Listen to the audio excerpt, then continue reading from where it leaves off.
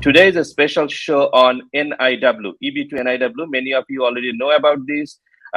Those who do not know, this is a subcategory of employment-based immigration, and NIW is one of the great tools to apply for green card and get it approved, especially those who have like a master's degree or higher degree and good experience. So today, I welcome our supervising attorney, and she's expert on EB2 NIW, especially RFE answers.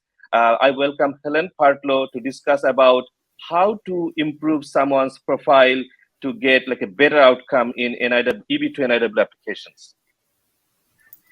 Hi, everyone. Thanks for having me. Like you said, I'm Helen. I'm supervising attorney here at Raju Law. And I just wanted to talk a bit about if you're thinking about going this route for an EB2 NIW, there are some things you can do in preparation to kind of help get your case stronger and more likely, obviously, to then be approved. So that way you can be proactive instead of scrambling at the last minute to kind of find everything that you need. So if you wouldn't mind putting up my presentation that I have.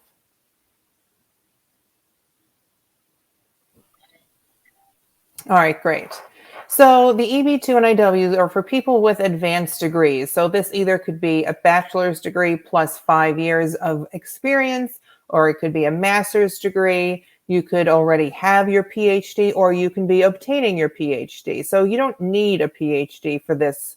A lot of our clients tend to either currently be getting them or have them. A lot of our clients have master's degrees.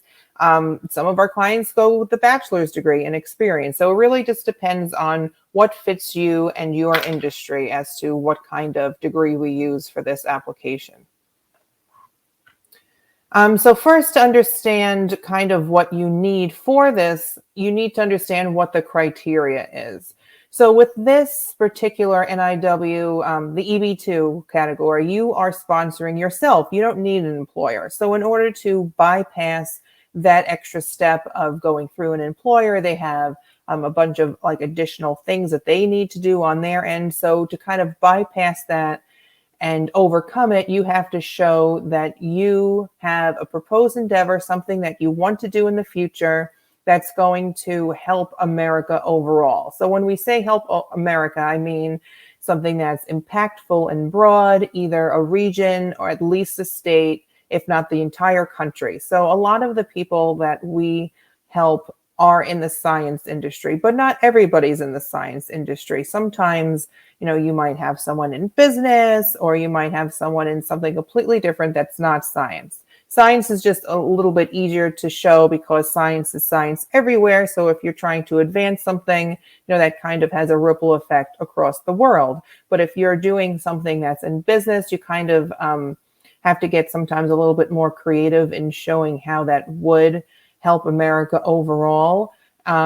And also with these things, we have to show national initiatives to show that the United States is also interested in doing these sorts of goals. So for instance, if you have a client that wants to do something within the environment, maybe they're researching a different way of creating energy and advancing something in that area. There's a ton of national initiatives to show that America wants to do the same things. So no matter what your industry is, we do our research, we look all these things up, obviously, but it's also good for you to just have like an understanding as to what United States interest is in your particular industry, because then that way you can kind of see what kind of direction the country is going and try and see how you might fit into that kind of category to start with. So I already mentioned proposed endeavor. So this is something that a lot of people I find struggle with, trying to find out, how they're, a lot of people are super focused on something specific. So, really technical, a lot of scientific terms that we don't technically understand, neither does the immigration office. We're attorneys, we're not in your field. So in this way, we try to help you think more broadly, think outside the box, think like the overall umbrella as to how you could help the whole country, if not a region of the country, at least a state, something like that. So we have our own tools to kind of help direct you to find and navigate that sort of a route. because the proposed endeavor really is the heart and soul of this type of petition. So it's really hard to understand what national initiatives there might be or what makes your particular industry important for America without knowing what your proposed endeavor is. So that takes sometimes a little soul searching, a little guidance from us, but overall, we find a lot of success for, helping people trying to figure out exactly what that is. And that really is the foundation of everything else. So that's one of the most important things to kind of discuss. And we work together. It's like a partnership. Going through this type of petition in particular is definitely a partnership because we need a lot of documents for you, like your diplomas, transcripts, but we also help you figure out what your proposed endeavor is. We know what kind of questions to ask to kind of help get you on the right track. So along with this, you have to assess your qualifications. So while you're thinking of your proposed endeavor, we also have to show that you have experience to progress towards that area. So if I say, I want to have a proposed endeavor that would help greenhouse gases and reduce that burden, but my background for whatever reason is in fashion or something like that, obviously that doesn't really mix. So you have to show that, this is what you want to do in America, and you're also likely to be successful because you have some basic experience, degrees, education. We have to show that, you have progressed towards this sort of a thing. So, you haven't just stayed at an entry-level job, or, if you are at an entry-level job, that's fine. Maybe you graduated not too long ago. So we're still showing that progression. We're showing that, you started with your bachelor's, then you have your master's, then you got an entry-level job. And we want to show, how you can proceed into the future and keep growing. So in order to show that sort of a thing, we ask, do you have any awards? Do you have any publications? Maybe the government has granted some of your projects a grant, and that shows very directly how the United States is interested in your work because they're funding it. So a lot of people that are going through their master's or PhD programs, obviously very research heavy. But if you are in an industry that doesn't have publications, that's okay too. We don't have to show publications. There's a variety of ways that we can show that you are qualified. Not all industries create publications, so it's fine. It's obviously it's helpful, and it's a little bit easier to kind of show that you do have publications, that you've been cited, but that doesn't necessarily mean that you can't go this route. You can absolutely go this route. We use, work projects, and we use letters of recommendation to kind of back up those work projects. And there's lots of different ways that we can show that you are qualified to continue on and progress towards your proposed endeavor. So along the way, maybe you're thinking of starting this NIW soon, or maybe you just became a student, an international student here in America, and you're just beginning your program, but you want to kind of have an idea as to your path forward, because nothing ever happens overnight, especially in immigration. There's always a process. There's things to kind of plan in advance for. So my advice would be to start as soon as possible trying to collect your evidence. Like I said, we need diplomas, we need transcripts, we need awards, even if you had a scholarship, maybe you did work on something with a grant, we need like maybe the grant number, that sort of a thing. So just kind of like keeping your paper trail, make a nice little folder on your computer and gather all of these things. So when it's time to get started, you're not scrambling and trying to say, oh, I need to go and contact this person because I lost a copy, or, I never got a copy to begin with, that sort of a thing. So kind of gathering things as they come is very helpful, just to kind of stay organized and get started off quicker, because then, sometimes if you don't have a transcript, you then have to contact the school, and then they have a delay. Maybe they're on vacation because it's summer right now. A lot of people are in and out of the office, sort of a thing. So if you just kind of keep things as they come, it's a lot easier for when you do want to get started. So also along the way, maybe you are a recent grad, maybe you're currently in school, maybe you've been in the field for 5-10 years, but you need to also figure out who your potential recommenders would be. So this would normally be a supervisor, someone that worked directly on a project with you, maybe someone that co-published a publication with you. It could be a professor at school, someone that oversaw your master's thesis, or someone that's working on something with you at the doctorate level. Kind of keeping an open mind and making sure you're jotting down like their contact information. So that way, and also like if say you're in school and you're finishing up a program or something like that, at the end of the year, you can say to the professor, look, I might need a letter of recommendation in the future. It could be for this, or it could be just for like another job. It could be for pretty much anything. Would you mind if I, jotted down your contact information and, contacted you when the time was right, sort of a thing. So that way you're keeping track of phone numbers or emails, maybe connecting with people on LinkedIn if they're active. Not everybody checks their LinkedIn, but that way you can kind of message them when the time is right and you already have an idea as to who would be best for you.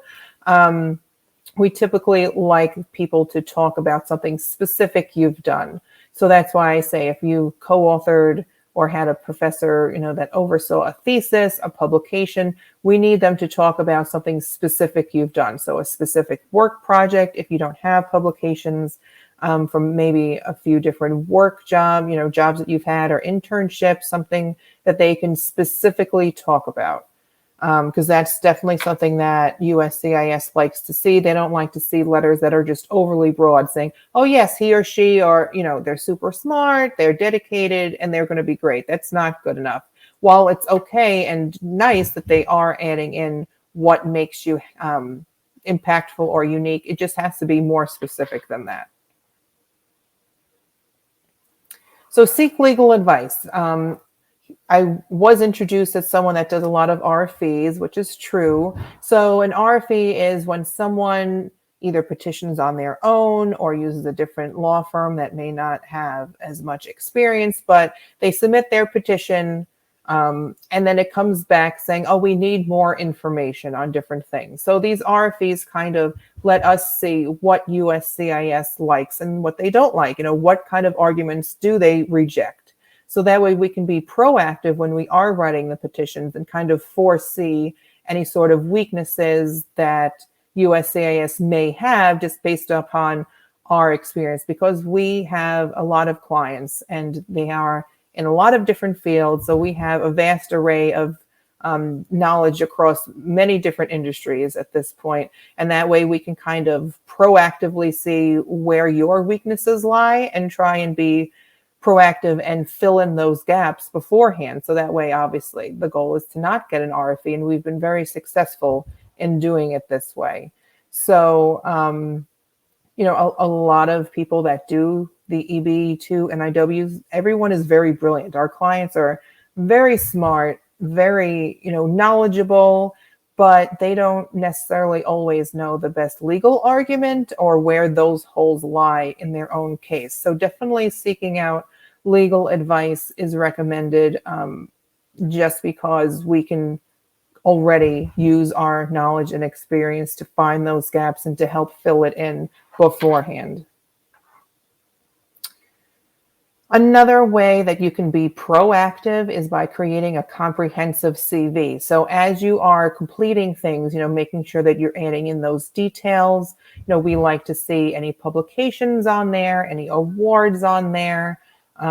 It's basically kind of like a summary of all of your accomplishments. So if you've had, maybe you've taken an extra class and you received some certificate, maybe it's a license. It depends obviously on the industry, but if you've taken like any additional courses outside of your degree, if you've taken any sort of, tests where you had to then like become a certified something or have a license, if you've worked on any projects with grants, if you've had even just a scholarship, any sort of a thing that makes you more unique than someone else should absolutely be on your CV and give as much like an overview as to what kind of person you are and what you have to offer for your petition is helpful. for us and also for USCIS, because it's kind of like an easy, simple way to kind of run down your background.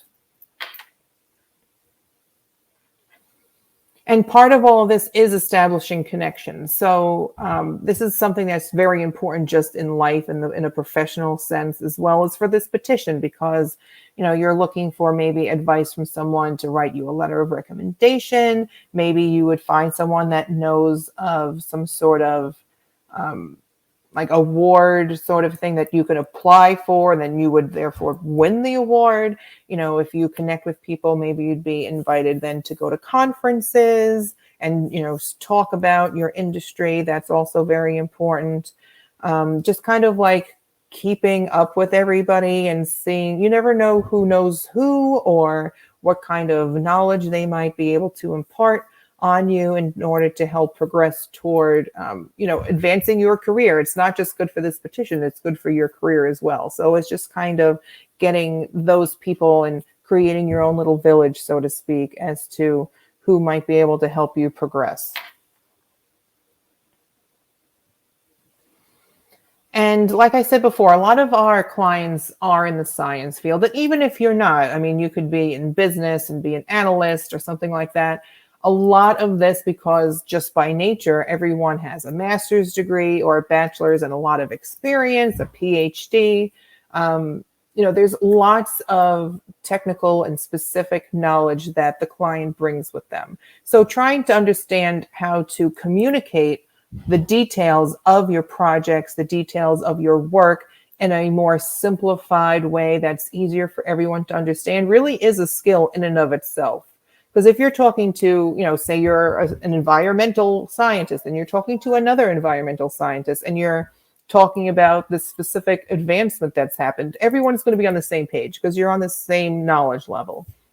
Everyone's in that field. But if you're trying to convey it to someone that's not in that field, you're going to have to talk about it in a completely different way. You're going to have to kind of simplify and use, other kinds of terms, because the immigration officer, they're not in your field.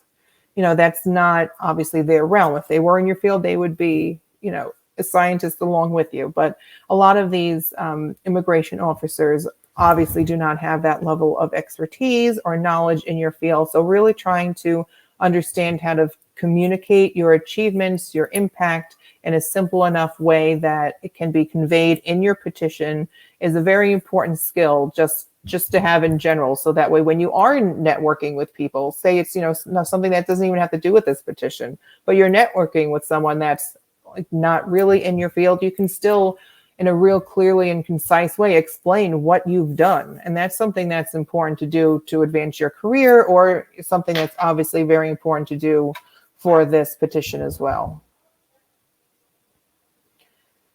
So plan your timeline. So like I said, if you are just maybe beginning your journey as maybe you're an international student here in America, there's different options with STEM OPT or regular OPT, CPT, just trying to not get too bogged down into like the day-to-day and have a bigger picture plan. Because a lot of the time, the days fly by, the weeks fly by, everyone is busy trying to fit in every little thing into their lives. And before you know it, you might be out of time and you're like, oh, what am I going to do? So these NIWs, it depends on your country of origin. And it also just depends on how USCIS is keeping track with things. For these EB2s, if you're outside of China or India, Philippines or Mexico, right now they're doing, I think it was up till April of 2022. So there's something called a priority date. So the sooner you get your petition in, it locks in your priority date, and that's the date that they receive your petition. So, they could take a couple of weeks or months, depending if you do priority processing or regular processing, to get back to you to say that it has been accepted or not. But you want to keep that in mind, because after you're done with your I-140 EB2 NIW petition, you then have to wait for your priority date to become current before you can file for your adjustive status, your I-485. So just kind of keeping in mind all of those things. They are currently progressing, I believe, next April Yes, sorry. August bulletin just came out and they did progress a couple of months. So right now they are progressing, but that doesn't mean they always will. They might fall back in time a little bit. So you're really not sure right now, maybe 1 to 2 years if you're outside of those countries I mentioned. But, it really can change. And obviously we can't really predict what's going to happen with them. So you don't ever want to just say, oh, well, they're progressing, I'll be okay, because they could retrograde like at any possible time. So you really want to kind of be proactive, not let too much time pass, and really just give yourself an extra space, if at all possible, just to kind of give yourself peace of mind. And otherwise, here's our contact information. Obviously, you already have found us if you're watching this video on YouTube or LinkedIn or another social media channel. But we have free consultations, we have paid consultations, we have a free NIW evaluation form where you can see how your profile stands as it is now. And we're here and we're ready to help you, with all of these different moving parts. And, we're happy to answer any questions if you send in anything. Thank you very much, Helen, for your great presentation. I hope our prospective clients will get a lot of benefit out of this.